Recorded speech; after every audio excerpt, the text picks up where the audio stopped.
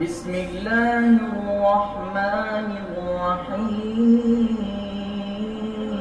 قاری صاحب میرا یہ سوال ہے کہ آدمی اگر غسل کرتا ہے اس کے بعد پھر دوبارہ وضو کرنا پڑے گا یا وہ وضو کافی ہو جائے گا؟ جی محترم حاجی صاحب، آپ کا جو سوال ہے کہ غسل کے بعد وضو برقرار رہتا ہے یا دوبارہ کرنا پڑتا ہے، جی، تو اس کے بارے میں دو باتیں آپ ذہن میں رکھیں تو انشاءاللہ یہ مسئلہ حل ہو جائے گا۔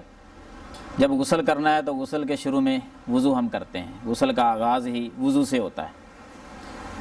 اب اس کے بعد پورے بدن پر جب پانی بہاتے ہیں، پانی بہاتے ہوئے اگر برہنہ حالت میں شرمگاہ کو ہاتھ لگ گیا تو وہ پہلا وضو ختم ہو جائے گا، یعنی برہنہ حالت سے مراد کپڑے کے بغیر، ننگی حالت میں اگر ہاتھ وغیرہ لگ جائے تو وضو ختم ہو جاتا ہے، اسے دوبارہ کرنا پڑتا ہے۔ اس پر رسول اللہ صلی اللہ علیہ وسلم کی حدیث ہے، من مس ذکرہ فلیتوضا، جس نے اپنی شرمگاہ کو ہاتھ لگایا، چھویا، وہ وضو کرے دوبارہ۔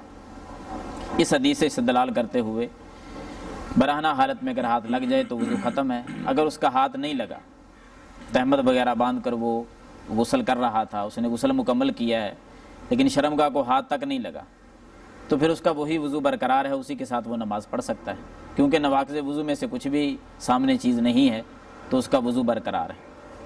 جزاک اللہ۔ یہاں تھوڑی سی میں اور وضاحت کر دیتا ہوں۔ دراصل حاجی صاحب کے ذہن میں جو بات ہے کہ وہ فرما رہے تھے کہ جب بندہ غسل کرتا ہے تو ہاتھ لگ ہی جاتا ہے۔ اگر ہم سنت کے مطابق غسل کریں نا، جو مسنون طریقہ ہے، تو پھر انسان کا جو وضو کیا ہوا وہ برقرار رہتا ہے، کیونکہ سنت طریقہ یہ ہے کہ جب آپ غسل کرنے لگیں سب سے پہلے اپنے جسم پر جہاں بھی جو نجاست لگی ہے اس کو صاف کر لیں۔ آپ نے نجاست صاف کر لی، وہ عموماً نیچے والے دھاڑ پہ لگی ہوتی ہے، آپ نے اچھی طرح صاف کر لیا، نیچے ٹانگیں وغیرہ آپ نے دھو لی ہیں، یعنی آدھا غسل آپ نے کر لیا ہے۔ جب آپ نے سارا کچھ صاف کر لیا ہے اس کے بعد آپ نے ہاتھ دھونے ہیں، پھر کلی کرنی، یعنی پورا وضو کرنا ہے اپنے بازو کونیوں تک دھونے تک۔ اس کے بعد آپ نے پانی لینا ہے اور اپنے بالوں کی جڑوں کو تر کرنا ہے، پھر آپ نے چلو لے کر پانی بہا لینا ہے، پھر جسم پر پانی بہا لینا ہے۔ اس کے بعد ہاتھ کا کوئی تعلق ہی نہیں ادھر ادھر جانے کا۔ آپ بات سمجھ رہے ہیں نا؟ جی سمجھ۔ جب آپ نے اپنے ساری نجاستیں پہلے صاف کر لی ہیں، استنجا وغیرہ بھی کر لیا ضرورت ہے، تو اس کے بعد آپ نے وضو کیا ہے، اس کے بعد پھر آپ نے اپنے سر پر اور جسم پر پانی بہایا ہے، پھر آپ کو ضرورت ہی نہیں رہے گی کہ آپ ہاتھ اپنا ادھر لگائیں۔ اگر بالفرض، جس طرح شیخ صاحب نے بتایا ہے کہ بالفرض اگر آپ کا ہاتھ لگ جاتا ہے پھر بھی بے دھیانی میں یا کسی وجہ سے شرمگاہ کو بغیر کپڑے کے، تو تب آپ کا وضو خراب ہوگا، آپ کو دوبارہ کرنا پڑے گا، ورنہ یہی وضو کافی ہے۔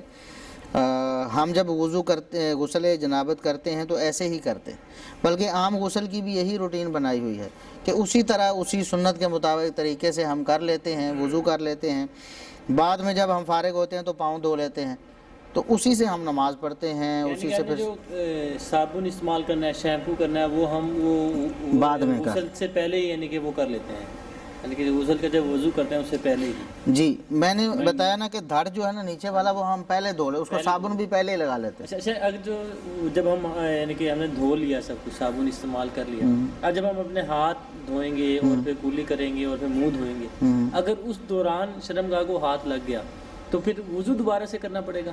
جی دوبارہ سے اسی وقت آپ کر سکتے ہیں، اسی وقت یعنی کہ وہ وضو دوبارہ کرنا پڑے گا؟ جی اسی وقت آپ دوبارہ ہاتھ دھو لیں، کلی کر لیں، پھر آپ کا ہو جائے گا۔